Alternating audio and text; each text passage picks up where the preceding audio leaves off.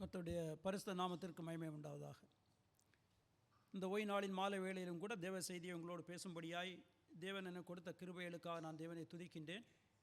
உங்கள் அனைவருக்கும் என்னுடைய அன்பின் நல்வாழ்த்துதலை இந்த மாலை வேளையில் நான் தெரிவித்துக் கொள்கின்றேன்.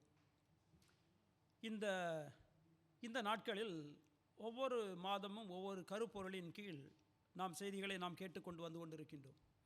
அவனமாக இந்த ஏப்ரல் மாதத்தில் நமக்கு கொடுக்கப்பட்டிருக்கின்ற கருப்பொருள் என்னவென்றால், atonement and resurrection of Jesus Christ என்று சொல்லிக்கொண்டு பாவ நிவாரணமும் ஆண்டவராய் இயேசு கிறிஸ்துவுடைய உயிர்த்தெழுதலும் என்ற தலைப்பில் கருப்பொருளின் கீழ் நாம் செய்திகளை இந்த மாதத்தில் நாம் கேட்க இருக்கின்றோம். என்றால் இந்த மாதம் நமக்கு தெரியும், பெரிய வழி வருகின்றது, உயிர்த்தெழுதல் வருகின்றது. எனவே இந்த கருப்பொருள் நமக்கு கொடுக்கப்பட்டிருக்கின்றது. அதனுடைய அடிப்படையில் தான் இன்றைக்கு காலையில் முதலாவது செய்தியை நாம் கேட்டோம்.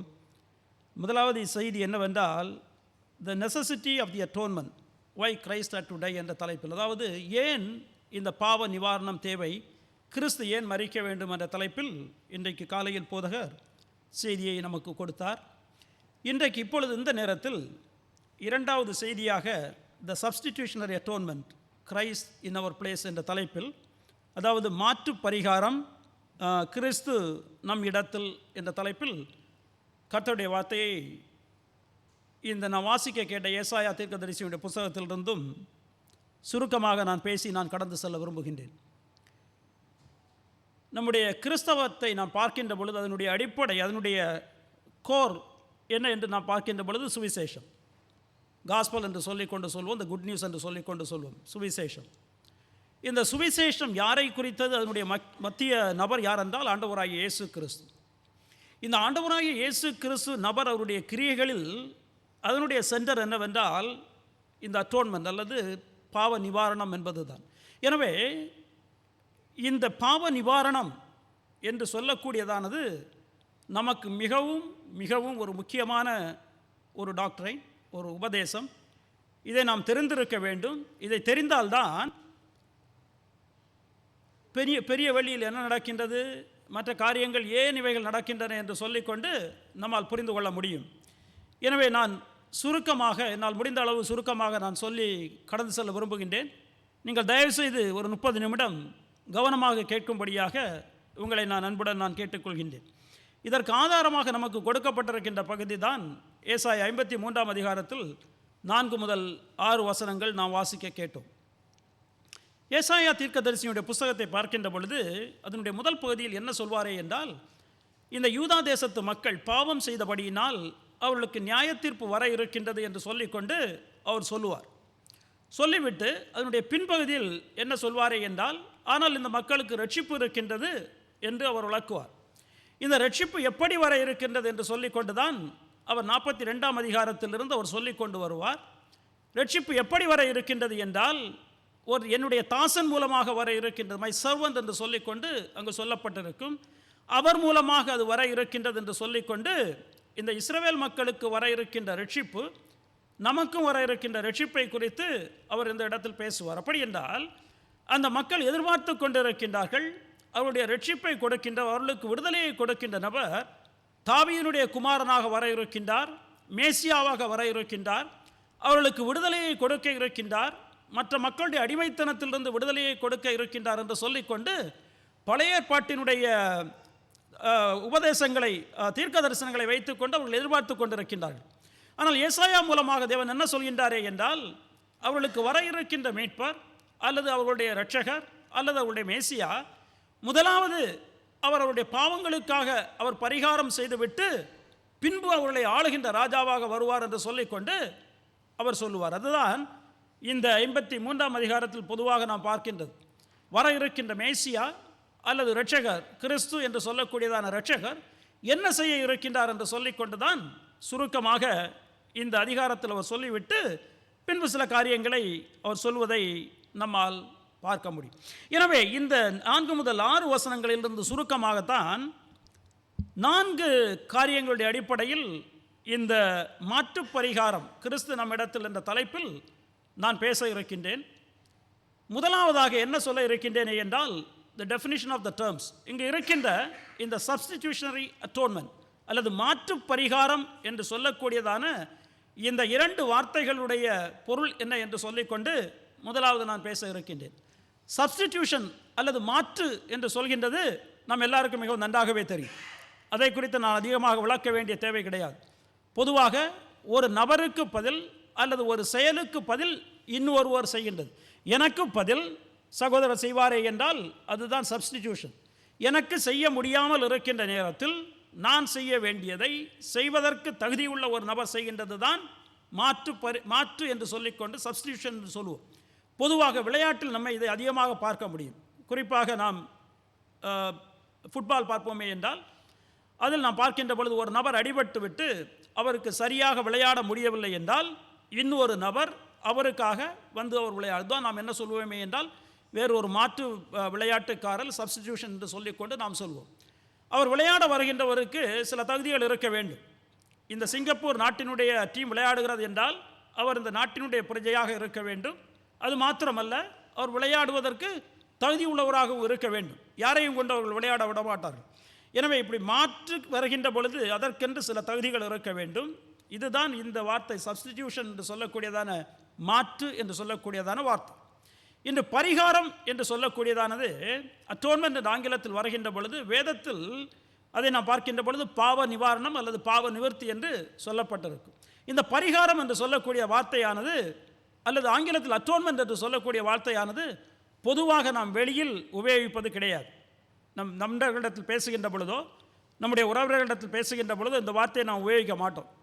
வேதத்தில் தான் இந்த வார்த்தையை நம்மால் பார்க்க முடியும். பரிகாரம் என்று சொல்லக்கூடியதான வார்த்தை பொதுவாக நாம் சில நேரங்களில் நாம் உபயோகிப்பது உண்டு. பாருங்கள், ஒரு நபர் மிகவும் ஒரு மோசமான ஒரு செயலை செய்து விட்டார் என்று வைத்துக் கொள்ளுங்கள். செய்துவிட்டார், பின்பு ஒரு சில நல்ல காரியங்களை அவர் செய்கின்ற பொழுது நாம் என்ன சொல்வோம்? அவர் செய்த பாவத்துக்கு பரிகாரமாக செய்கின்றார் என்று சொல்லிக்கொண்டு நாம் சில வேளைகளில் நாம் சொல்லுவோம். ஏனென்றால் அவர் மோசமான ஒரு காரியத்தை செய்திருக்கின்றார், அதற்கு பரிகாரமாக அல்லது அதை காம்பன்சேட் பண்ணுகின்ற விதத்தில், அதை நஷ்ட ஈடு பண்ணுகின்ற விதத்தில் இதை செய்கின்றார் என்று சொல்லிக்கொண்டு நாம் பரிகாரம் என்று சொல்லிக்கொண்டு சில வேளைகளில் நாம் உபயோகிப்பது உண்டு. அப்படி என்றால் அது என்னவென்றால், பாருங்கள், இரண்டு நபருக்கு இடையில் ஒரு உடன்படிக்கை அல்லது ஒரு உடன்பாடு இருக்கின்றது என்று சொல்லிக்கொண்டு நீங்கள் வைத்துக் கொள்ளுங்கள். இப்பொழுது எனக்கும் சகோதரருக்கும் இடையில் ஒரு உடன்படிக்கை இருக்கின்றது அல்லது ஒரு அக்ரிமெண்ட் இருக்கின்றது. அது என்னவென்றால், ஒருவேளை அவர் ஒரு நிறுவனம் வைத்திருக்கின்றார், அதில் நான் வேலை செய்கின்றேன்.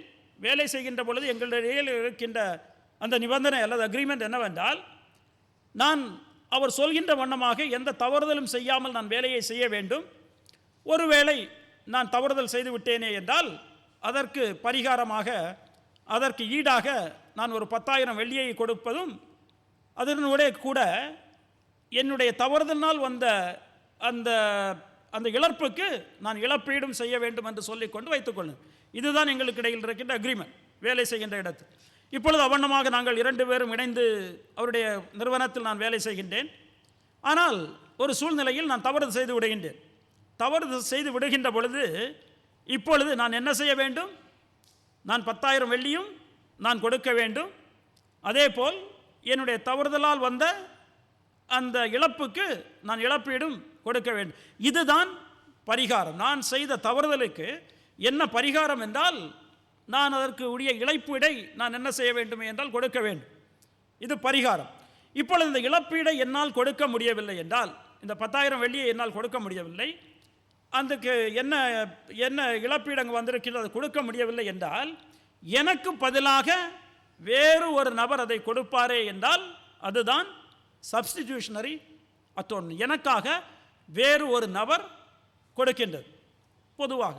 ஆனால் வேதத்தினுடைய அடிப்படையில் வருகின்ற பொழுது இங்கு என்ன நடக்கிறது என்றால், 2 நபர்களுக்கு இடையில் ஒரு உடன்படிக்கை இருக்கின்றது. அந்த உடன்படிக்கை யாருக்கு இடையில் இருக்கின்றது என்றால், தேவனுக்கும் ஆதாம் என்று சொல்லக்கூடியதான முதலாவது படைக்கப்பட்ட மனுஷனுக்கும் இடையில் இந்த ஒரு உடன்படிக்கை இருக்கின்றது. இந்த ஆதாம் தனியாக அவர் அங்கு நிற்கவில்லை. நாம் எல்லாரையும், இந்த உலகத்தில் பிறக்கின்ற எல்லாரையும் அவர் பிரதிநிதித்துவம் செய்து என்ன செய்கின்றாரே என்றால் தேவனுக்கு முன்பாக நிற்கின்றார். இந்த 2 நபருக்கு இடையில் ஒரு உடன்படிக்கை. என்ன உடன்படிக்கை என்றால், இந்த ஆதாம் என்று சொல்லக்கூடியதான நபர் தேவனுடைய கட்டளைக்கு அவர் கீழ்ப்படிந்து நடக்க வேண்டும். தேவனுடைய கட்டளையை அவர் என்ன செய்யக்கூடாது என்றால் மீறக்கூடாது. இதுதான் உடன்படிக்கை. இதை மீறாமல் இருக்கின்ற நேரத்தில் அவர் தேவனுடைய சமூகத்தில் என்றென்றும் எந்த விதமான பிரச்சனையும் இல்லாமல் ஆசீர்வாதங்களோடு அவர் இருப்பார். ஆனால் அவர் அதை மீறுவாரே என்றால், அதற்கு கீழ்ப்படியாமல் அவர் பாவம் செய்வாரே என்றால் தேவனுடைய சமூகத்தில் அவர் இருக்க முடியாது. அது மாத்திரமல்ல, அவருக்கு மரண தண்டனை என்று சொல்லிக்கொண்டு நாம் பார்க்கணும். பாருங்கள், இதுதான் தேவனுக்கும் மனுஷனுக்கும் இடையில் வருகின்ற ஒரு உடன்படிக்கை அல்லது ஒரு அக்ரிமெண்ட் என்று சொல்லிக்கொண்டு வைத்துக் கொள்ளுங்கள். எனவே அவன் என்ன செய்ய வேண்டுமே என்றால் தேவனுடைய கட்டளைக்கு அவன் கீழ்ப்படிய வேண்டும். அந்த கட்டளைக்கு அடையாளமாகத்தான் ஏதேன் தோட்டத்தில் தேவன் என்ன செய்தாரே என்றால் ஒரு மரத்தை வைத்தார். இதனுடைய கனியை நீ என்ன செய்யக்கூடாது, நீ புசிக்கக்கூடாது, புசிக்கின்ற நாளில் நீ சாவாய் என்று சொல்லக்கூடியதானது. அது என்ன பொருள் என்றால், என்னுடைய கட்டளைக்கு நீ கீழ்ப்படிந்திருக்க வேண்டும். இந்த இந்த டெஸ்ட் வைத்திருக்கின்ற நாட்களில் அவன் என்ன செய்திருக்க வேண்டுமே என்றால், தேவனுடைய கட்டளைக்கு கீழ்ப்படிந்து அந்த பழத்தை அவன் புசியாமல் இருப்பானே என்றால் அவன் நித்திய ஜீவன் உள்ளவனாய் தேவனுடைய சமூகத்தில் என்றைக்கும் இருக்க முடியும். மாறாக அவன் அதை புசிப்பானே என்றால் அவன் தேவனுடைய சமூகத்தில் அவன் என்ன செய்ய முடியாது, இருக்க முடியாது. அதற்கு பதிலாக அவன் என்ன சந்திப்பானே என்றால் மரணத்தை சந்திப்பான். அதாவது தேவனுடைய சமூகத்திலிருந்து என்றைக்கும் விலகி இருக்கின்ற அந்த நித்திய மரணத்தை அவன் சந்திப்பான் என்று சொல்லிக்கொண்டு நாம் பார்க்கின்றோம். பாருங்கள், இப்படி இருக்கின்ற பொழுது அங்கு என்ன நடக்கிறது என்று நமக்கு நன்றாக தெரியும். ஏதேன் தோட்டத்தில் என்ன நடந்தது என்று சொல்லிக்கொண்டு, ஆதாமால் தேவன் கொடுத்த கட்டளையை கீழ்ப்படிந்த முடிந்தது என்றால் கீழ்ப்படிய முடியவில்லை. ஆதாம் என்ன செய்து விடுகின்றானே என்றால் அவன் பாவம் செய்து விடுகின்றான். எனவே பாவம் செய்து விழுந்தபடியினால் இப்பொழுது அவன் தேவனுடைய சமூகத்தில் இருக்க முடியுமா என்றால் தேவனுடைய சமூகத்தில் இருக்க முடியாது. அவன் தேவனிடத்திலிருந்து விரட்டி அடிக்கப்படுகின்றான். தேவனுடைய கோபமானது யார் மேல் இருந்து கொண்டிருக்கின்றது? இந்த ஆதாம் மேலும் ஆதாமுக்குள்ளாக வருகின்ற நாம் எல்லார் மேலும் தேவனுடைய கோபம் இருந்து கொண்டிருக்கின்றது. அது மாத்திரமல்ல, நாம் எல்லாரும் நித்திய நரகத்திற்கு, நித்திய ஆக்கினைக்கு உட்பட்டவர்களாய் நாம் இருந்து கொண்டிருக்கின்றோம் என்று சொல்லிக்கொண்டு நாம் அப்படி என்றால் இதற்கு இப்பொழுது என்ன பரிகாரம்? இதற்கு என்ன பரிகாரமே என்றால் தேவன் என்ன சொல்லியிருந்தார்? அவன் அந்த பழத்தை சாப்பிடுகின்ற பொழுது அவன் சாகவே சாவான் என்று சொல்லிக்கொண்டு, அப்படி என்றால் அவன் அந்த தண்டனையை ஏற்றுக்கொண்டு மரிக்க வேண்டும். அது மாத்திரமல்ல, தேவனுடைய சமூகத்தில் அவன் இருக்க வேண்டுமே என்றால் அவன் தேவனுடைய கட்டளைகளுக்கு கீழ்ப்படிந்திருக்க வேண்டும். இந்த மனுஷன் தேவனுடைய கட்டளைக்கு கீழ்ப்படிந்திருக்க வேண்டும். கீழ்ப்படியாத பட்சத்தில் மரணம் வருகின்றது. எனவே இப்பொழுது அவன் தேவனுடைய சமூகத்தில் இருக்க வேண்டுமே என்றால் இந்த தண்டனையும் அவன் நிறைவேற்ற வேண்டும். அவன் தேவனுடைய கட்டளைக்கு கீழ்ப்படியவும் வேண்டும். தேவனுடைய கட்டளைக்கு கீழ்ப்படிந்து இந்த தண்டனையையும் நிறைவேற்றினால்தான் அவன் என்ன செய்ய முடியுமே என்றால் தேவனுடைய சமூகத்தில் மீண்டும் இருக்க முடியும். இது இந்த மனுஷனால் முடியுமா என்றால் ஒருவனாலும் முடியாது என்று சொல்லிக்கொண்டு நான் பார்க்க. ஏனென்றால் அவன் என்ன செய்ய முடியும்? அவன் மரிப்பானே என்றால் நித்திய மரணத்துக்குள்ளாக அவன் சென்று விடுவான். ஆனால் ஒன்றுமே செய்ய முடியாது. இல்லை வேறு ஒரு நபர் யாராவது இவனுக்கு உதவிக்கு வர முடியுமே என்றால் எந்த ஒரு மனுஷனாலும் வர முடியாது. ஏனென்றால் எல்லா மனுஷரும் பாவிகள் என்று சொல்லிக்கொண்டு நாம் தான் இன்றைக்கு காலையில் செய்தி கேட்டோம். ரோமர் 1ஆம் அதிகாரத்திலிருந்து 18ஆம் வசனத்திலிருந்து 3ஆம் அதிகாரத்தினுடைய 20 வசனங்கள் நீங்கள் வாசிப்பீர்களே என்றால் அப்போஸ்தலனாகிய பவுல் அந்த ஒரே ஒரு கருத்தை தான் சொல்லிக் கொண்டு வருவார். யூதனாக இருந்தாலும் சரி, அல்ல புறமதத்தார் கிரேக்கனாக இருந்தாலும் சரி, யாராக இருந்தாலும் சரி, எல்லாரும் பாவிகள் என்று சொல்லிக்கொண்டு அவர் என்ன செய்வாரே என்றால் சொல்லிக்கொண்டு வருவார் என்று சொல்லிக்கொண்டு நம்ம பார்க்க. எனவே எல்லா மனுஷர்களும் பாவிகள். யாராலும் என்ன செய்ய முடியாது என்றால் இந்த பரிகாரம் செய்ய முடியாது. இப்பொழுது அப்படி என்றால் எப்படி? மனுஷன் பாவத்தில் விழுந்து விட்டான். தேவனோடு உள்ள உறவை அவன் முறித்து விட்டான். தேவனுடைய கோபம் அவன் மேல் இருந்து கொண்டிருக்கின்றது. இப்பொழுது எப்படி அவன் தேவனோடு திரும்பவும் அவன் உறவாட முடியும்? எப்படி திரும்பவும் தேவனோடு அவர் ஐக்கியம் கொள்ள முடியும்? அதுதான் பிரச்சனை. அதை செய்வதற்கு ஒரு நபராலும் முடியாது. எனவே தான் தேவன் என்ன செய்கின்றாரே என்றால் தன்னுடைய திட்டத்தின்படி அந்த மீட்பை தேவனே என்ன செய்கின்றாரே என்றால் கொடுக்கின்றார் என்று சொல்லிக்கொண்டு நாம் பார்க்க. எனவே அருமையானவர்களே, என்னுடைய முதலாவது டாபிக்கை நான் முடித்து விடுகின்றேன். இந்த 2 டேர்ம்ஸையும் நம்ம பார்த்திருக்கின்றோம். மாறுதல் அல்லது சப்ஸ்டிடியூஷன் என்றால் என்ன என்று பார்த்தோம். அட்டோன்மெண்ட் அல்லது பாவ நிவாரணம் அல்லது பரிகாரம் என்று பார்க்கின்ற பொழுது அது எதை குறிக்கிறது என்று சொல்லிக்கொண்டும் நாம் பார்த்தோம். அடுத்து இரண்டாவதாக பார்ட்டிஸ் இன்வால்வ், இந்த இடத்தில் எத்தனை நபர்கள் இருக்கின்றார்கள் என்று சொல்லிக்கொண்டு நாம் பார்க்க, அதுதான் இந்த 4 முதல் 6 வசனங்கள். இந்த 4 முதல் 6 வசனங்களை நீங்கள் கவனமாக கேட்டிருப்பீர்களே என்றால் அங்கு 3 நபர்களை நம்மால் பார்க்க முடியும். முதலாவதாக நாம் வாசிக்கின்ற பொழுது, மெய்யாகவே அவர் நம்முடைய பாடுகளை ஏற்றுக்கொண்டு நம்முடைய துக்கங்களை சுமந்தார், நாமோ அவர் தேவனால் அடிக்கப்பட்டு வாதிக்கப்பட்டவர் என்று எண்ணினோம், நம்முடைய மீறுதல்கள் நிமித்தம் நம்முடைய அக்கிரமங்கள் நிமித்தம் நமக்கு சமாதானத்தை உண்டு பண்ண நாம் எல்லாரும் என்று சொல்லிக்கொண்டு நாம் நாம் நாம் நாம் என்று சொல்லிக்கொண்டு இந்த 3 வசனங்களில் ஏராளமான இடங்களில் நாம் என்று சொல்லிக்கொண்டு வருவதை நாம், அப்படி என்றால் இங்கு இருக்கின்ற இந்த 3 மக்களுக்குள் ஒரு நபர் யார் என்றால் நாம் எப்படிப்பட்டவர்களாக இருக்கின்றோம்? அது மிகவும் அழகாக சொல்லிக் கொண்டிருக்கின்றது. நாம் பாடுகள் நிறைந்தவர்களாக இருக்கின்றோம். இந்த உலகத்தில் நம்முடைய பாடுகளை அவர் ஏற்றார் என்று சொல்லி, பாடு இல்லாத ஒரு மனுஷன் இந்த உலகத்தில் உண்டு என்றால் ஒருவருமே கிடையாது. எல்லா மனுஷருக்கும் ஏதோ பலவிதமான பாடுகள் இருப்பதை நாம் பார்க்கின்றோம். பாடுகள் மாத்திரமல்ல, நம்முடைய துக்கங்கள், நாம் துக்கம் உள்ளவர்களாக இருக்கின்றோம். எந்த நேரத்திலும் சந்தோஷமாக இருப்போமா? இருக்க மாட்டோம். சில நேரங்களில் சந்தோஷமாக இருப்போம், ஏராளமான நேரங்களில் நாம் துக்கமாக இருப்போம். அது மாத்திரமல்ல, நாம் பார்க்கின்ற பொழுது நம்முடைய மீறுதல்கள் நிமித்தம், நம்முடைய மீறுதல் என்று நாம் பார்க்கின்ற பொழுது இதை செய்யக்கூடாது என்பது நமக்கு தெரியும். இருந்தாலும் நாம் என்ன செய்வோமே என்றால் அதை நாம் செய்வோம். அதுதான் மீறுதல் என்று சொல்லக்கூடியதானது. நமக்கு தெரியும் இதை நாம் செய்யக்கூடாது என்று சொல்லிக்கொண்டு, ஆனாலும் என்ன செய்வோமே என்றால் செய்வோம். தேவனுடைய சட்ட திட்டங்கள், 10 கற்பனைகள் நாம் என்ன செய்ய வேண்டும், எதை செய்யக்கூடாது என்று சொல்லிக்கொண்டு திட்டவட்டமாக சொல்லிக் கொண்டிருக்கின்றது. ஆனால் எல்லாவற்றையும் நாம் நிறைவேற்றி இருக்கின்றோமா? கிடையாது. நமக்கே நன்றாக தெரியும் இதை நான் செய்யக்கூடாது என்று சொல்லிக்கொண்டு, செய்யக்கூடாது என்று நினைத்து கொண்டே இருக்கின்ற நானே என்ன செய்வேனே என்றால் அதை செய்து விடுவேன். எனவே நம்முடைய வாழ்க்கையில் நாம் என்ன செய்கின்றோமே என்றால் நாம் மீறுதல்களை நாம் செய்கின்றோம். அது மாத்திரமல்ல, நம்முடைய அக்கிரமங்கள் என்று பார்க்கின்ற பொழுது இனிக்விட்டிஸ் என்று சொல்லிக்கொண்டு ஆங்கிலத்தில் இருக்கும். இது மீறுதல், நமக்கு தெரிந்து நாம் மீறி செய்கின்றது.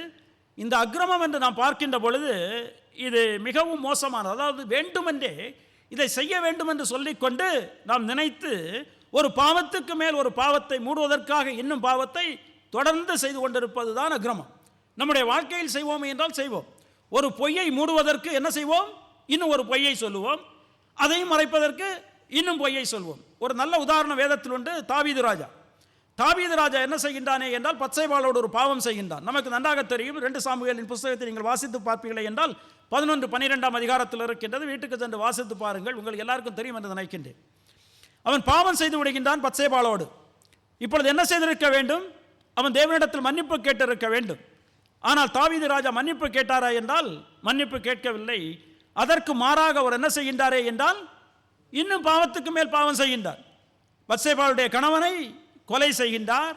இப்படியாக அவர் என்ன செய்கின்றாரே என்றால் பாவத்துக்கு மேல் பாவம் செய்கின்றார். இதுதான் நாம் பார்க்கின்ற பொழுது அக்கிரமம் என்று சொல்லிக்கொண்டு நாம் பார்க்க. எனவே நாம் பாருங்கள், நாம் மீறுதல்கள் செய்கின்றவர்கள் மாத்திரம் கிடையாது, நம்மிடத்தில் என்ன இருக்கின்றது என்றால் அக்கிரமமும் இருக்கின்றது. அதான் வேதம் சொல்லிக் கொண்டிருக்கின்றது. நம்முடைய மீறுதல்கள், நம்முடைய அக்கிரமங்கள் நமக்கு சமாதானத்தை உண்டு பண்ணுமாக்கினை. அப்படி என்றால் நமக்கு சமாதானம் கிடையாது. தேவனோடு நமக்கு சமாதானம் உண்டு என்றால் நமக்கு கிடையாது. தேவன் எப்படிப்பட்டவராக இருக்கின்றார்? பாவியின் மேல் நித்தமும் சினம் கொள்ளுகின்ற தேவனாக இருக்கின்றார். அருமையானவர்களே, நாம் மறந்து போகக்கூடாது. தேவன் பாவியை நேசிக்கின்றார் என்று சொல்லிக்கொண்டு நாம் சொல்வோம், உண்மைதான் ஒரு விதத்தில். எனவே தான் நம்மை உயிரோடு வைத்திருக்கின்றார். நம்மை அல்லது அவர் கொண்டிருக்க வேண்டும், நம்மை நேசிக்கின்றவர். ஆனால் நாம் அவருடைய சட்ட திட்டத்துக்கு கீழ்ப்படியாமல், அவர் நமக்கு கொடுத்திருக்கின்ற வாய்ப்பை உபயோகப்படுத்திக் கொள்ளாமல் இருக்கின்ற பொழுது அவர் பாவியின் மேல் நித்தமும் சினம் கொள்ளுகின்ற தேவன் என்று சொல்லிக்கொண்டு நாம் புரிந்து கொள்ள வேண்டும். எனவே அந்த தேவனோடு நமக்கு உறவு இருக்க, சமாதானமாக இருக்க முடியுமா என்றால் இருக்க முடியாது. ஏன் இருக்க முடியாது என்றால் நாம் என்ன செய்திருக்கின்றோம்? தேவனுடைய சட்ட திட்டத்தை நாம் மீறி இருக்கின்றோம். அதற்கு பரிகாரம் நம்மால் செய்ய முடியுமா என்றால் பரிகாரம் நமக்கு செய்ய முடியாது. அவருடைய சட்ட திட்டத்தை மீறி இருக்கிறது மாத்திரமல்ல, பரிகாரமும் செய்ய முடியாது. எனவே அவரோடு நமக்கு என்ன கிடையாது? சமாதானம் கிடையாது. அது மாத்திரமல்ல, அவருடைய தழும்புகளால் நாம் குணமாகினோம். அப்படி என்றால் நாம் எப்படிப்பட்டவர்களாக இருக்கின்றோம்? வியாதி நிறைந்தவர்களாக இருக்கின்றோம். வியாதி என்றால் சரீர பிரகாரமான வியாதி மாத்திரம் கிடையாது, நம்முடைய ஆத்தும பிரகாரமான வியாதியும் கூட. மனுஷனை நாம் பார்க்கின்ற பொழுது அவனுடைய உச்சம் தலை தொடங்கி உள்ளம் கால் வரைக்கும் அவன் வியாதி உள்ளவனாய், அவன் பாவம் நிறைந்தவனாய் காணப்படுகிறான் என்று சொல்லிக்கொண்டு நம்மால் என்ன செய்ய முடியும் என்றால் வேதத்தில் வாசிக்க முடியும். ஏசாயா 1ஆம் அதிகாரத்தினுடைய 4 முதல் 6 வசனங்களை நான் உங்களுக்கு வாசிக்கின்றேன். ஏசாயா 4ஆம் அதிகாரத்தில் 1ஆம் அதிகாரத்தில் 4 முதல் 6 வசனங்கள். ஐயோ, பாவமுள்ள ஜாதியும் அக்கிரமத்தால் பாரம் சுமந்த ஜனமும் பொல்லாதவர்களின் சந்ததியும் கேடு உண்டாக்குகிற புத்திரருமாய் இருக்கிறார்கள். கர்த்தரை விட்டு இஸ்ரவேலின் பரிசுத்தருக்கு கோபம் உண்டாக்கி பின்வாங்கி போனார்கள். இன்னும் நீங்கள் ஏன் அடிக்கப்பட வேண்டும்? அதிகம் அதிகமாய் விலகி போகிறீர்களே. தலையெல்லாம் வியாதியும் இருதயமெல்லாம் பலட்சமுமாய் இருக்கிறது. உள்ளங்கால் தொடங்கி உச்சந்தலை மட்டும் அதிலே சுகமே இல்லை. அது காயமும் வீக்கமும் நொதிக்கிற இரணமும் உள்ளது. அது சீழ் பிதுக்கப்படாமலும் கட்டப்படாமலும் எண்ணெயினால் ஆற்றப்படாமலும் இருக்கிறது என்று சொல்லிக்கொண்டு, இதுதான் நம்முடைய நிலைமை. அருமையானவர்களே, நம்முடைய உடம்பெல்லாம் எப்படி இருக்கின்றது? பாவத்தால் வீட்டு இருக்கின்றது. பாவத்துக்கு அடிமையாக இருந்து கொண்டிருக்கின்றோம். அதுதான் வியாதி என்று சொல்லிக்கொண்டு நாம் எனவே வியாதி என்று வருகின்ற பொழுது சரீர வியாதி மாத்திரம் கிடையாது, அது ஆவிக்குரிய வியாதியும் என்று சொல்லிக்கொண்டு நாம் பார்க்கின்றோம். அது மாத்திரமல்ல, நாம் எல்லாரும் ஆடுகளை போல் வழிதப்பி அவனவன் தன் வழியில் அலைந்து போன, அதுதான் நம்முடைய வாழ்க்கை. நாம் எல்லாரும் எப்படி இருக்கின்றோம்? ஆடுகளை போல். ஆடு உங்களுக்கு தெரியும், நாய்க்கும் ஆடுக்கும் இருக்கின்ற வித்தியாசம், நாயானது நம்முடைய வீட்டை விட்டு சென்று விட்டால் என்ன செய்துவிடும்? அது வந்துவிடும். ஆடு வருமா என்றால் வரவே வராது, அது எங்கேயோ போய்விடும். எல்லாம் அதனுடைய வழியில் அது போய்கொண்டே இருக்கும். அதே தான் நம்முடைய நிலைமையும் கூட. நாம் நம்முடைய இஷ்டத்தின்படி, நம்முடைய விருப்பத்தின்படி, தேவனுடைய கட்டளைக்கு நாம் கீழ்ப்படியாமல் நாம் என்ன செய்து கொண்டிருந்தோமே என்றால் ஒவ்வொருவரும் அவனவன் தனியில் வழியில் சென்றோம் என்று சொல்லிக்கொண்டு இந்த 2-3 வசனங்களை நாம் வாசிக்கின்ற அருமையானவர்களே, யோசித்து பாருங்கள். அதுதான் நம்முடைய நிலைமை. நம்முடைய நிலைமை பாடுகள் நிறைந்த ஒரு நிலைமை, துக்கங்கள் நிறைந்த ஒரு நிலைமை. நாம் மீறுதல்கள் செய்து கொண்ட மனுஷர்களாக, நாம் அக்கிரமத்தில் நிறைந்தவர்களாக, தேவனிடத்தில் சமாதானம் இல்லாதவர்களாக, வியாதியில் நிறைந்தவர்களாக, பாவத்தின் மூலமாக வியாதியில் நிறைந்தவர்களாக இந்த உலகத்தில் நாம் ஆடுகளைப் போல் என்ன செய்து கொண்டிருந்தோமே என்றால் வழிதப்பி அவனவன் தன் வழியில் நாம் அலைந்து கொண்டிருந்தோம் என்று சொல்லிக்கொண்டு வேதம் சொல்கின்றது. இதற்கு எல்லாம் காரணம் என்ன? That's only one reason for all these things. இது எல்லாத்துக்கும் ஒரே ஒரு காரணம் தான். என்ன காரணம்? பாவம். இது எல்லாம் எங்கே இருந்து வருகின்றது? பாவத்தின் மூலமாக வந்த விளைவு. அருமையானவர்களே, தேவன் படைக்கின்ற பொழுது இதில் ஒன்றுமே கிடையாது. இது எல்லாம் பாவத்தின் மூலமாக வந்த விளைவு என்று சொல்லிக்கொண்டு நாம் புரிந்து கொள்ள வேண்டும். எனவே இந்த 3 நபர்களில் ஒரு நபர் யார் என்றால் நாம் மனுஷன். இந்த மனுஷன் எப்படிப்பட்டவனாக இருக்கின்றான்? பாவம் நிறைந்தவனாக இருக்கின்றான். பாவத்தின் அடிமைத்தனத்தின் கீழ் அவன் என்ன செய்து கொண்டிருக்கின்றானே என்றால் இருந்து கொண்டிருக்கின்றான் என்று சொல்லிக்கொண்டு நாம் பார்க்கின்றோம். அடுத்து 2வது நபர் 6வது வசனத்தில், நாம் எல்லாரும் ஆடுகளைப் போல வழிதப்பி திரிந்து அவனவன் தன் வழியிலே போனோம், கர்த்தரோ நம் எல்லாருடைய அக்கிரமத்தையும் அவர் மேல் விழப்பண்ணினார். இந்த 2வது நபர் யார் என்று நாம் பார்க்கின்ற பொழுது கர்த்தர், தேவன் என்று சொல்லிக்கொண்டு நாம் பார்க்கின்றோம். தேவனுடைய குணாதிசயங்கள் என்ன? தேவன் நீதி உள்ளவர், கிருபை உள்ளவர், இரக்கம் உள்ளவர், அன்புள்ளவர். நம்மால் என்ன செய்ய முடியும்? சொல்லிக்கொண்டு போய்கொண்டே இருக்க முடியும் தேவனுடைய குணாதிசயங்களை குறித்து. தேவனிடத்தில் ஏதாவது பாவம் உண்டு என்றால் எந்த ஒரு பாவமும் கிடையாது. பாவத்தை நோக்கி பார்க்காத சுத்த கண்ணன் என்று சொல்லிக்கொண்டு வேதம் சொல்கின்றது. அப்படி என்றால் நம்முடைய தேவனிடத்தில் அநீதி என்று சொல்லக்கூடியதானது எள்ளளவும் உண்டு என்றால், அல்லது ஒரு இம்மியளவு இருக்குமே என்றால் கிடையாது என்று சொல்லிக்கொண்டு நாம் வாசிக்க. எனவேதான் வேதத்தில் தேவனை நாம் பார்க்கின்ற பொழுது தேவதூதர்கள், அங்கு இருக்கின்ற தேவதூதர்கள் என்ன செய்வார்களே என்றால் பரிசுத்தர் பரிசுத்தர் பரிசுத்தர் என்று சொல்லிக்கொண்டு அவரை ஓயாமல் போற்றிக் கொண்டிருப்பார். ஏனென்றால் தேவனுடைய குணாதிசயம் அப்படிப்பட்டதாக இருக்கின்றது. ஏசாயாவுடைய புத்தகத்தில் நாம் வாசிக்கின்ற பொழுது கூட 6ஆம் அதிகாரத்தை நாம் வாசிப்போமே என்றால் அதனுடைய 1 முதல் 5 வசனங்களை நாம் வாசிக்கின்ற பொழுது நம்மால் அங்கே பார்க்க முடியும். ஒரு வசனத்தை மாத்திரம் நான் உங்களுக்கு வாசிக்கின்றேன். 2வது வசனத்தை நான் வாசிக்கின்ற பாருங்கள். சேருபீன்கள் அவருக்கு மேலாக நின்றார்கள், அவர்களில் ஒவ்வொருவனுக்கும் அவ்வாறு சட்டைகள் இருந்தன. அவனவன் 2 சட்டைகளால் தன் முகத்தை மூடி, 2 சட்டைகளால் தன் கால்களை மூடி, 2 சட்டைகளால் பறந்து ஒருவரை ஒருவர் நோக்கி, சேனைகளின் கர்த்தர் பரிசுத்தர் பரிசுத்தர் பரிசுத்தர், பூமி அனைத்து அவருடைய மகிமையால் நிறைந்திருக்கிறது என்று கூப்பிட்டு சொன்னார்கள். சேராபீன்கள் கேருபீன்கள் என்ன செய்கின்றார்கள்? தேவனை பரிசுத்தர் பரிசுத்தர் பரிசுத்தர் என்று சொல்லிக்கொண்டு ஓயாமல் போற்றிக் கொண்டிருக்கின்றார்கள். ஏனென்றால் நம்முடைய தேவன் பரிசுத்தராய் இருக்கின்றார், அவரிடத்தில் அநீதி கொஞ்சமும் கிடையாது என்று சொல்லிக்கொண்டு நாம் பார்க்கின்ற அருமையானவர்களே. நீங்கள் வெளிப்படுத்தல் வாசித்தால் கூட, வெளிப்படுத்தல் நாம் வாசிக்கின்ற பொழுது அங்கே நம்மால் பார்க்க முடியும். 4ஆம் அதிகாரம், வெளிப்படுத்தல் 4ஆம் அதிகாரம் 1 முதல் 8 வசனங்கள் நீங்கள் வீட்டுக்கு சென்று நீங்கள் வாசித்துக் கொள்ளுங்கள். ஆபகு தீர்க்கதரிசியுடைய புத்தகத்தை வாசிக்கின்ற பொழுது கூட 1ஆம் அதிகாரத்துடைய 13வது வசனத்தை நாம் வாசிப்போமே என்றால் அங்கு நம்மால் என்ன செய்ய முடியுமே என்றால் தேவனை குறித்து சொல்லப்பட்டிருப்பதை நம்மால் பார்க்க முடியும்.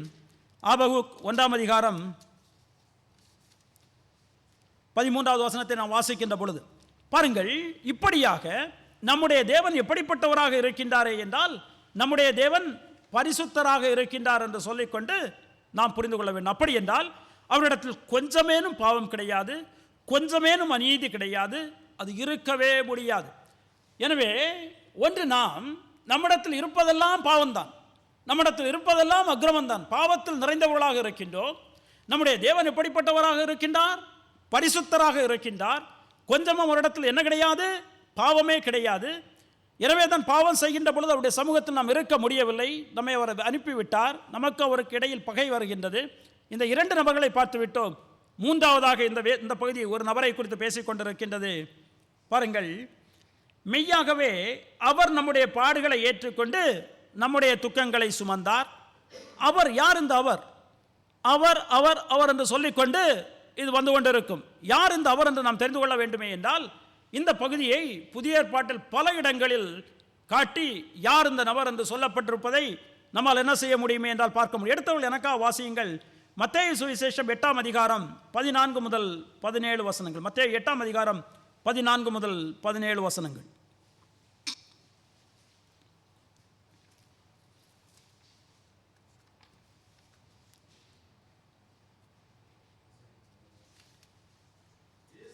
இயேசு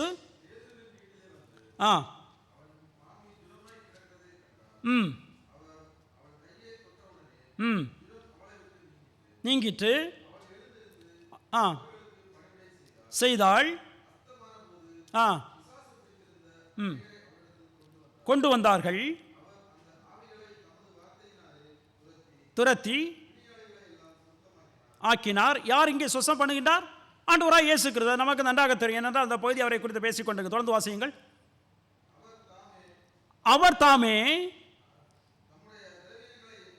நம்முடைய பலவீனங்களை ஏற்றுக்கொண்டு நம்முடைய நோய்களை சுமந்தார் என்று ஏசாயா தீர்க்கதரிசியினால் உரைக்கப்பட்டது நிறைவேறும்படி இப்படி நடந்தது. பாருங்கள், ஆண்டவராகிய இயேசு கிறிஸ்து அங்கு இருக்கின்ற மக்களுக்கு அவர் சுகம் கொடுக்கின்றார். பேதுருடைய மாமிக்கு சுகம் கொடுக்கின்றார், மற்ற மக்களுக்கு வியாதியஸ்தருக்கு சுகம் கொடுக்கின்றார். இதை சுகம் கொடுக்கின்ற பொழுது அவர் எழுதுகின்ற பொழுது என்ன எழுதுகின்றார்? இது எது நிறைவேறுகின்றது? ஏசாயா தீர்க்கதரிசியினால் உரைக்கப்பட்டது. ஏசாயா தீர்க்கதரிசியினால் எங்கே உரைக்கப்பட்டது? இந்த 53ஆம் அதிகாரம் 4-6 வசனங்கள் நான் வாசித்தது. எனவே இந்த அவர், இங்கு இருக்கின்ற அவர் யார் என்று நாம் பார்ப்போமே என்றால் ஆண்டவராய் இயேசு கிறிஸ்து என்று சொல்லிக்கொண்டு நாம் பல இடங்கள் இருக்கின்றன. இதே அப்போஸ்தலர் 8ஆம் அதிகாரம் நமக்கு நன்றாக தெரிந்த ஒரு பகுதி. அங்கு பிலிப்பு எத்தியோப்பியா தேசத்தினுடைய அந்த மந்திரிக்கு அவன் சுவிசேஷத்தை சொல்லும்படி தேவதூதனால் தேவ பரிசுத்தாவியானவரால் ஏவப்பட்டு அங்கு சென்று என்ன சொல்வாரே என்றால் அவர் சொல்லுவார். அவர் சொல்கின்ற பொழுது அந்த மந்திரி என்ன செய்வானே என்றால் அவன் ரதத்தில் உட்கார்ந்து கொண்டு இருக்கின்றான். உட்கார்ந்து கொண்டு என்ன செய்வானே என்றால் அவன் வேதத்தை அவன் என்ன செய்வானே என்றால் வாசித்துக் கொண்டிருப்பான். பாருங்கள், அப்பொழுது வாசிக்கின்ற பொழுது பிலிப்பு அவரிடத்தில் கேட்பார். 30வது வசனம் அப்போஸ்தலர் 8:30. அப்பொழுது பிலிப்பு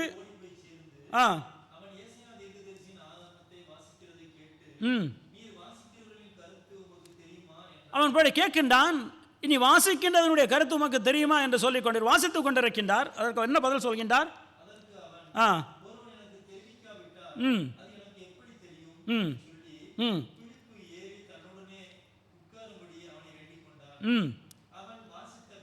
அவன் வாசித்த வேத வாக்கியம் என்னவென்றால், அவர் ஒரு ஆட்டை போல அடிக்கப்படுவதற்கு கொண்டு போகப்பட்டார்.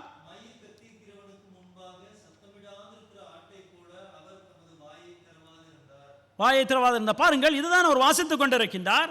இப்பொழுது அவன் சொல்கின்றான், எனக்கு எப்படியப்பா தெரியும், யாரும் சொல்லவில்லை என்றால். இப்பொழுது அவர் சொல்கின்றார். 35வது வசனத்தை வாசியுங்கள்.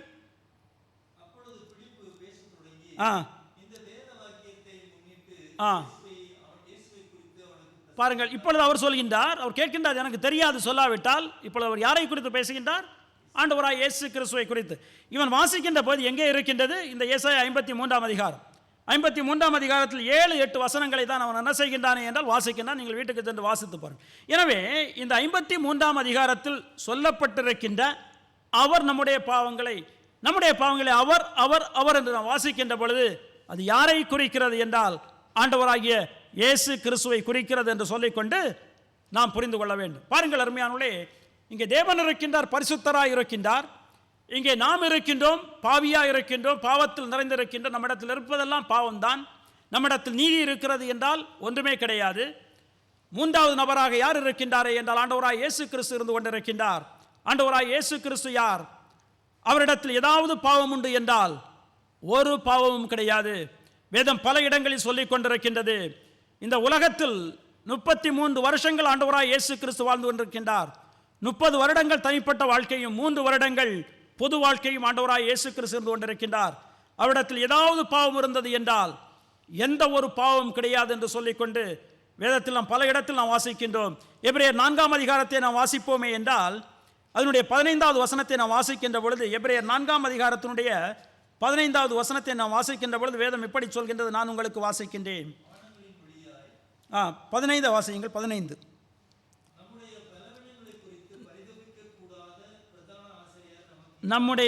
நம்முடைய பலவீனங்களை குறித்து பரிதபிக்க கூடாத பிரதான ஆசாரியர் நமக்கிராமல் எல்லா விதத்திலும் நம்மை போல் சோதிக்கப்பட்டு பாவம் இல்லாதவராயிருக்கிற பிரதான ஆசாரியரே நமக்கு இருக்கின்றார். ஆண்டவராய் இயேசு கிறிஸ்து நமக்கு பிரதான ஆசாரியரே இருக்கின்றார். நம்மை போல் எல்லா விதத்திலும் பாடுபட்டு இருக்கின்றார். ஏனென்றால் இந்த பாவ உலகத்தில் தான் அவர் வாழ்ந்து கொண்டிருந்தார். எனவே நாம் சந்தித்த அனைத்து காரியங்களையும் ஆண்டவராய் இயேசு கிறிஸ்து என்ன செய்திருக்கின்றாரே என்றால் சந்தித்திருக்கின்றார். நாம் பாவம் உள்ளவர்களாய் இருந்து கொண்டிருக்கின்றோம். ஆண்டவராய் இயேசு கிறிஸ்துவிடத்தில் ஏதாவது பாவம் இருந்தது என்றால் அவரிடத்தில் எந்த ஒரு பாவமும் இல்லை என்று சொல்லிக்கொண்டு வேதம் சொல்கின்றது. அது மாத்திரமல்ல அருமையான ஆண்டவராய் இயேசு கிறிஸ்து சொல்கின்ற பொழுது கூட யோவான் எழுதின சுவிசேஷத்தினுடைய 8ஆம் அதிகாரம் 46வது வசனம் எடுத்தவர்கள் வேண்டும் என்றால் வாசியுங்கள். யோவான் 8ஆம் அதிகாரத்தினுடைய 46வது வசனம். இல்லை என்றால் நான் வாசிக்கின்றேன். 8:46 பாருங்கள். என்னிடத்தில் பாவம் உண்டென்று உங்களில் யார் என்னை குற்றப்படுத்தக்கூடும்? நான் சத்தியத்தை சொல்லி இருக்க நீங்கள் ஏன் என்னை விசுவாசிக்கிறதில்லை? என்னிடத்தில் பாவம் உண்டென்று உங்களில் யார் என்னை குற்றப்படுத்தக்கூடும்? ஏதாவது ஒரு மனுஷன் இதை சொல்ல முடியுமா? ஒரு மனுஷனும் சொல்ல முடியாது. ஏனென்றால் நாம் பாவத்தில் இருந்து கொண்டிருக்கின்றோம். ஆண்டவராய் இயேசு கிறிஸ்து தனக்கு எதிராக பேசுகின்ற மக்களை பார்த்து சொல்கின்றார், நீங்கள் யாராவது என்னிடத்தில் ஒரு பாவம் உண்டு என்று சொல்லக்கூடுமா என்று சொல்லிக்கொண்டு எந்த ஒரு பாவமும் செய்யாத ஆண்டவராய் இயேசு கிறிஸ்து. அவரிடத்தில் இருப்பதெல்லாம் என்னவென்றால் நியாயப்பிரமாணத்துக்கு அவர் கீழ்ப்படிந்திருக்கின்றார். நாம் நியாயப்பிரமாணத்துக்கு கீழ்ப்படியவில்லை. நம்மிடத்தில் நீதி கிடையாது. நம்மிடத்தில் இருப்பதெல்லாம் பாவம். இங்கு இருக்கின்ற அடுத்த நபர் ஆண்டவராய் இயேசு கிறிஸ்து நியாயப்பிரமாணத்துக்கு முற்றிலும் கீழ்ப்படித்திருக்கின்றார். அவரிடத்தில் இருப்பதெல்லாம் நீதி. அவரிடத்தில் பாவம் ஒன்றுமே கிடையாது. இந்த 3 நபர்கள் தான் அருமையானவர்களே. நாம் இங்கே பார்க்கின்ற பொழுது இந்த 3 வசனங்களை நாம் வாசிக்கின்ற பொழுது 3 நபர்களை நாம் பார்க்கின்றோம். ஒன்று தேவன், பரிசுத்தராய் இருக்கின்ற தேவன், நீதியை தான் நிலைநாட்டுகின்ற தேவன். அவரிடத்தில் எந்த விதமான அநீதியும் கிடையாது, எந்த விதமான பாவமும் கிடையாது. நாம் இருந்து கொண்டிருக்கின்றோம். நம்மிடத்தில் இருப்பதெல்லாம் பாவம்தான். நியாயப்பிரமாணத்தை நாம் மீறிவிட்டோம். எனவே நம்மிடத்தில் நீதி இருக்கின்றது என்றால் ஒரு நீதியும் கிடையாது. நீதி பூஜ்யமாக இருக்கின்றது. இருப்பதெல்லாம் பாவம். 3ஆவதாக இருக்கின்ற நபர் ஆண்டவராய் இயேசு கிறிஸ்து. ஆண்டவராய் இயேசு கிறிஸ்துவிடத்தில் இருப்பதெல்லாம் நீதி. அவர் நியாயப்பிரமாணத்தை முற்றுமாக கீழ்ப்படிந்திருக்கின்றார். அவரிடத்தில் எந்த ஒரு பாவமும் கிடையாது. இருப்பதெல்லாம் நீதி. அவரிடத்தில் இருக்கின்ற பாவமோ ஒரு பாவமும் கிடையாது. எனவே 2ஆவதாக இந்த 3 நபர்களை குறித்து நாம் என்ன செய்திருக்கின்றோம் என்றால் பார்த்திருக்கின்றோம். அடுத்து எப்படி இந்த பாவ நிவாரணம் நடக்கின்றது, ஹவ் அட்டோன்மெண்ட் இஸ் டன், எப்படி இதை தேவன் நடத்துகின்றார் என்று சொல்லிக்கொண்டுதான் அடுத்து நான் சுருக்கமாக உங்களிடத்தில் நான் பேச இருக்கின்றேன். பாருங்கள், உடன்படிக்கை நடந்தது. உடன்படிக்கை அவன் மீறுகின்ற பொழுது அவனுக்கு தண்டனை என்ன? மரணம். பாவம் செய்கின்ற ஆத்துமா சாகும். பாவத்தின் சம்பளம் மரணம். அது தேவன் கொடுத்தது. எனவே இந்த மரணம் என்று வாசிக்கின்ற பொழுது சரீர பிரகாரமான மரணம் மாத்திரம் கிடையாது, ஆவிக்குரிய மரணமும் கூட. சரீர பிரகாரமான மரணத்தில் என்ன நடக்கின்றது? நாம் மரிக்கின்ற பொழுது மனுஷன் எப்படி இருக்கின்றான்? சரீரமும் ஆவியும் உடையவனாய் இருக்கின்றான். மரிக்கின்ற பொழுது சரீரத்தில் இருந்த ஆவி என்ன செய்கின்றது? பிரிகின்றது. இந்த செப்பரேஷன் ஆஃப் சோல் ஃப்ரம் பாடி, அதுதான் மரணம். மரணம் என்று வருகின்ற பொழுது ஆவி நம்மிடத்திலிருந்து போய்விடுகின்றது. ஆனால் இப்படி பாவத்தில் இருக்கின்ற ஒரு மனுஷன் மரித்து போவானே என்றால் அவன் தேவனிடத்திலிருந்து என்ன செய்கின்றான்? விலகி போகின்றான். தேவனுக்கும் அவனுக்கும் இடையில் இருக்கின்ற உறவானது முற்றிலுமாக அற்று போகின்றது. அதுதான் நாம் என்ன செய்வோம் என்றால் இட்டர்னல் டெத் அல்லது நித்திய மரணம் என்று சொல்லிக்கொண்டு நாம் அதுதான் நாம் நரகத்துக்கு சொல்கின்றது. அப்படி என்றால் தேவனுடைய சமூகத்தில் நாம் என்ன செய்ய முடியாது? இருக்க முடியாது என்று சொல்லிக்கொண்டு நாம் பார்க்கின்ற பாருங்கள் அருமையானவர்களே, இது எல்லா மனுஷனுடைய நிலைமை. இதை நாம் புரிந்து கொள்ள வேண்டும். ஒருவேளை எங்கேயாவது உலகத்தில் எத்தனையோ பேர் நல்ல மனுஷர்கள் இருக்கின்றார்கள் அல்லவா? எத்தனையோ நல்ல காரியங்களை செய்கின்றவர்கள் இருக்கின்றார்கள் அல்லவா? ஒரு மனுஷனாலும் தேவனுக்கு கீழ்ப்படிய முடியாதா என்று நாம் கேட்போமே என்றால் அதனுடைய விடை வேதமே சொல்கின்றது. ஆதாம் கீழ்ப்படியாத பட்சத்தில், ஆதாமுக்குள்ளாக நாம் இருக்கின்றபடியினால், நாம் எல்லாரையும் பிரதிநிதித்துவம் செய்து ஆதாம் நின்றபடியினால் அந்த குற்றமானது எல்லாருக்கும் வருகின்றது. அதுதான் நம்ம எங்கே வாசிப்போம்? ரோமர் 5ஆம் அதிகாரத்தில் வாசிப்போம். ரோமர் 5ஆம் அதிகாரத்தினுடைய 19வது வசனத்தை நீங்கள் வாசிப்பீர்களே என்றால் புரிந்து கொள்ள முடியும். யாராவது எடுத்தவர்கள் எனக்காக வாசியுங்கள். ரோமர் 5ஆம் அதிகாரத்தினுடைய 19வது வசனம். அன்றியும் ஒரே மனுஷனுடைய கீழ்ப்படியாமையினாலே அநேகர் பாவிகளாக்கப்பட்டது போல ஒருவருடைய கீழ்ப்படிதலினாலே அநேகர் நீதிமான்களாக்கப்படுவார்கள். பாருங்கள், ஒரு மனுஷனுடைய கீழ்ப்படியாமையினாலே அநேகர் பாவிகளாக்கப்பட்டது போல. அப்படி என்றால் ஆதாம் கீழ்ப்படியாத பொழுது நாம் எல்லாரும் என்ன செய்கின்றோம் என்றால் தண்டனை யாருக்கு வருகின்றது? எல்லாருக்குமே மனுக்குலத்துக்கு வருகிறது என்று சொல்லிக்கொண்டு நாம் பார்க்கிறோம். எனவே இந்த பரிகாரமானது, இந்த பாவத்துக்கு செய்ய வேண்டிய பரிகாரமானது ஒரு மனுஷனாலும் என்ன செய்ய முடியாது என்றால் செய்ய முடியாது. அப்படி என்றால் நம்முடைய நிலைமை நிர்பந்தமான நிலைமை. ஆனால் இங்கே ஒரு நபர் இருக்கின்றார். அந்த நபரால் என்ன செய்ய முடியுமே என்றால் செய்ய முடியும். அந்த நபர் தான் யார் என்றால் ஆண்டவராகிய இயேசு கிறிஸ்து. ஆண்டவராகிய இயேசு கிறிஸ்து நீதியை உள்ளவராக இருக்கின்றார். அவர் தேவனாயும் இருக்கின்றபடியினால் அவரால் என்ன செய்ய முடியுமே என்றால் இந்த பாவத்திற்கு நிவாரணம் செய்ய முடியும். அப்படி என்றால் நாம் வாழ வேண்டிய இடத்தில் நமக்காக வாழ்ந்திருக்கின்றார். அதே போல் நாம் மரிக்க வேண்டிய இடத்தில் நமக்காக என்ன செய்ய முடியும்? அவரால் மரிக்க முடியும். வேறு யாராலும் செய்ய முடியாது. ஏனென்றால் எல்லாரும் பாவத்தில் இருக்கின்றபடியினால். இப்பொழுது பாருங்கள், இப்பொழுதுதான் பிரச்சனை. தேவன் எப்படிப்பட்டவராக இருக்கின்றார்? பரிசுத்தமுள்ள தேவனாக இருக்கின்றார். இங்கு நாம் பாவிகளாக இருக்கின்றோம். ஆண்டவராக இயேசு கிறிஸ்து பரிசுத்தராக இருக்கின்றார். இப்பொழுது நமக்கு பதிலாக ஆண்டவராக இயேசு கிறிஸ்துவை தண்டிக்க முடியுமா என்றால் தண்டிக்க முடியாது. ஏன் தண்டிக்க முடியாது? அவரிடத்தில் பாவம் கிடையாது. யாரை தான் தண்டிக்க முடியும்? நம்மை தான் தண்டிக்க முடியும். ஏனென்றால் நம்மிடத்தில் தான் என்ன இருக்கின்றது? பாவம் இருக்கின்றது. நம்மை தண்டித்து விட்டால் நாம் நித்தியத்துக்கு நாம் என்ன செய்து இழந்து விடுவோம், நரகத்துக்கு சென்று விடுவோம். எப்படி மீட்பது? அதை தான் தேவன் என்ன செய்கின்றாரே என்றால் இங்கு செய்கின்றார். 53ஆம் அதிகாரத்துடைய 6வது வசனத்தை நான் வாசிக்கின்றேன். அவனவன் தன் வழியில் போனோம், கர்த்தரோ நம் எல்லாருடைய அக்கிரமங்களையும் அவர் மேல் விழப்பண்ணினார். தேவன் என்ன செய்கின்றாரே என்றால் இப்பொழுது நம்முடைய அக்கிரமத்தை எல்லாம் எடுத்து, என்னிடத்தில் இருக்கின்ற எல்லா அக்கிரமத்தையும் எடுத்து அதை எங்கே போடுகின்றார்? ஆண்டவராய் இயேசு கிறிஸ்துவுடைய கணக்கில் போடுகின்றார். பாருங்கள், என்னுடைய கணக்கு என்னதான் இருந்தது? பாவம் தான் இருந்தது. என்னிடத்தில் நீதி என்ன இருந்தது? ஒன்றுமே கிடையாது. ஆனால் இங்கே இருக்கின்ற ஆண்டவராகிய இயேசு கிறிஸ்துவிடத்தில் என்ன இருந்தது? முழுமையாக நீதிதான் இருந்தது. அவரிடத்தில் பாவம் உண்டு என்றால் எந்த ஒரு பாவமுமே கிடையாது என்று சொல்லிக்கொண்டு நாம் பார்க்கிறோம். எனவே தேவன் என்ன செய்கின்றாரே என்றால் இப்பொழுது என்னுடைய பாவத்தை எடுத்து, என்னிடத்தில் இருந்து எடுத்து அதை யாருடைய கணக்கில் போடுகின்றாரே என்றால் ஆண்டவராய் இயேசு கிறிஸ்துவுடைய கணக்கில் அவர் போடுகின்றார். இதுதான் அருமையானவர்களே, பழைய ஏற்பாட்டில் நீங்கள் பார்க்கின்ற பொழுது ஒரு மனுஷன் பலி செலுத்த வருவான். பாவ நிவாரணம் தான் பலியின் மூலமாக காண்பிக்கப்பட்டிருக்கும். அவன் வருகின்ற பொழுது என்ன செய்வான்? அந்த ஆட்டின் மேல் தன்னுடைய 2 கைகளையும் அவன் வைப்பான். இந்த ஆட்டின் மேல் தன்னுடைய கைகளை அவன் வைக்கின்ற பொழுது அவன் என்ன காண்பிக்கின்றானே என்றால் என்னுடைய பாவங்கள் எல்லாம் எங்கே சென்று விடுகின்றன?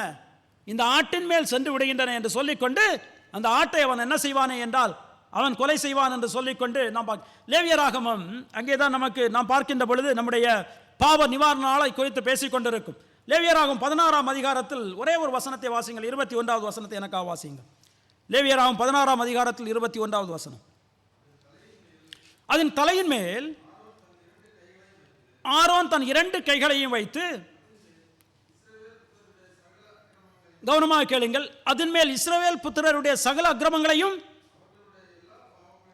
அவர்களுடைய எல்லா பாவங்களினாலும் உண்டான அவருடைய சகல மீறுதல்களையும் அறிக்கையிட்டு அவைகளை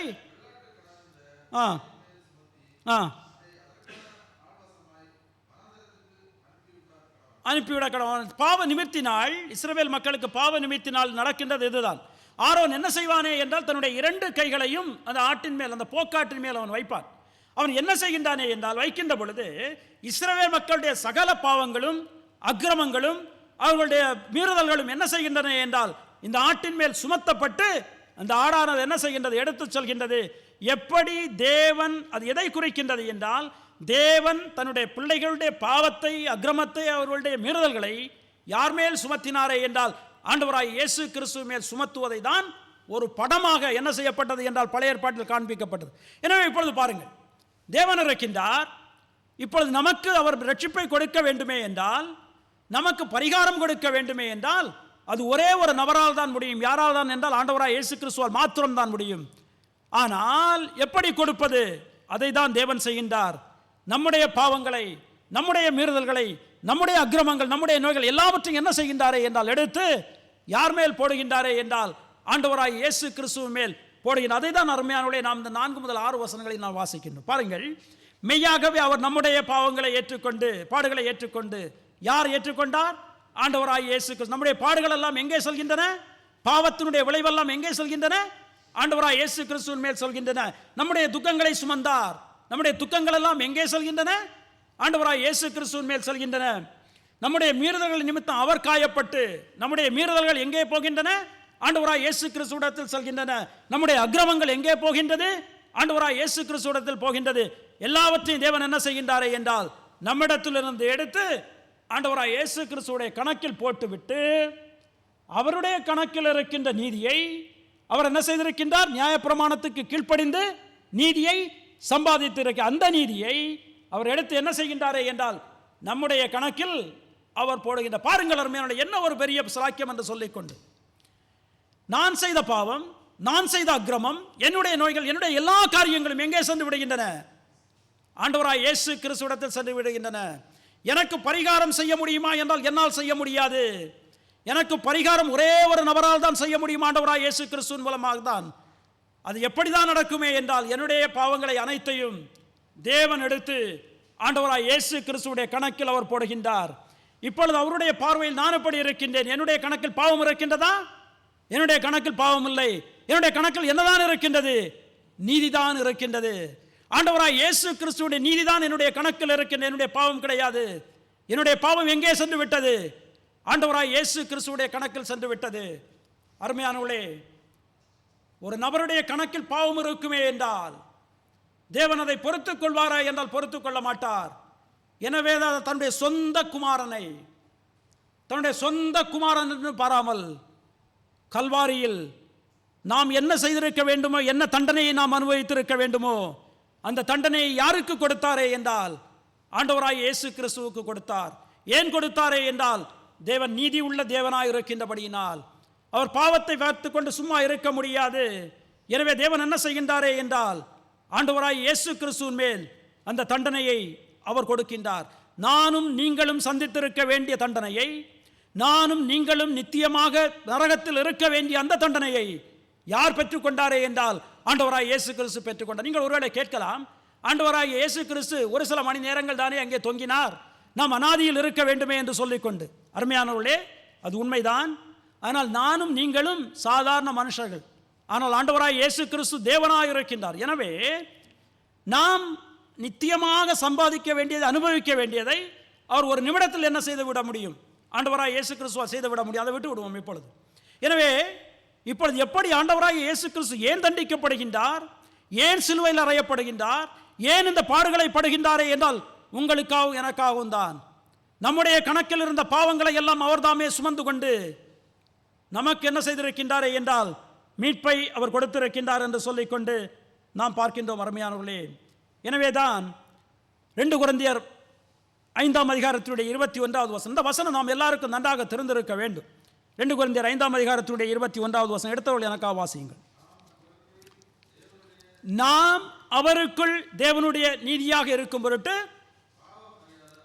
பாவம் அறியாத அவரை நமக்காக பாவமாக்கினார். ஒரு பாவம் அறியாத ஆண்டவராய் இயேசு கிறிஸ்துவை நமக்காக பாவமாக்கினார். ஏனென்றால் ஒரு நீதியும் இல்லாத நாம் தேவனுக்கு முன்பாக நீதிமானாய் இருக்கும்படியாய், ஒரு நீதியும் இல்லாமல் நம்முடைய நீதியெல்லாம் அழுக்கான கந்தை, ஒரு நீதியும் இல்லாத நீங்களும் நானும் தேவனுடைய சமூகத்தில் நீதிமானாய் இருக்கும்படியாய் எந்த ஒரு பாவம் அறியாத ஆண்டவராய் இயேசு கிறிஸ்துவை நமக்காக தேவன் என்ன செய்தாரே என்றால் பாவமாக்கினார் என்று சொல்லிக்கொண்டு நாம் பார்க்கின்றோம். அருமையான இதுதான் பாருங்கள், இதுதான் மாற்று பரிகாரம் என்று சொல்லிக்கொண்டு நாம் பார்க்கின்றோம். நானும் நீங்களும் செய்திருக்க வேண்டிய பரிகாரத்தை நம்மால் செய்ய முடியாது, உலகத்தில் ஒருவராலும் செய்ய முடியாது.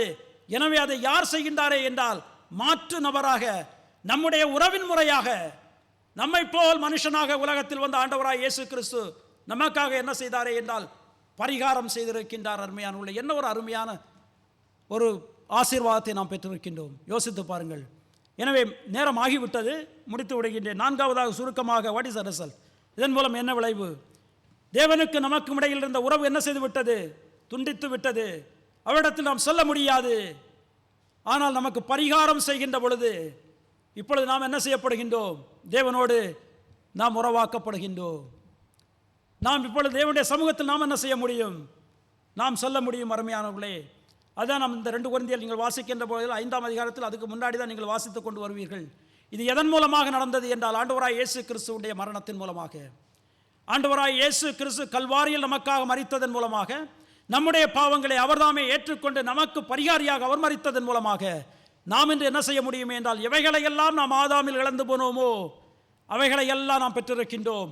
தேவனுடைய கோபமானது நம்மை விட்டு மாற்றப்பட்டிருக்கின்றது.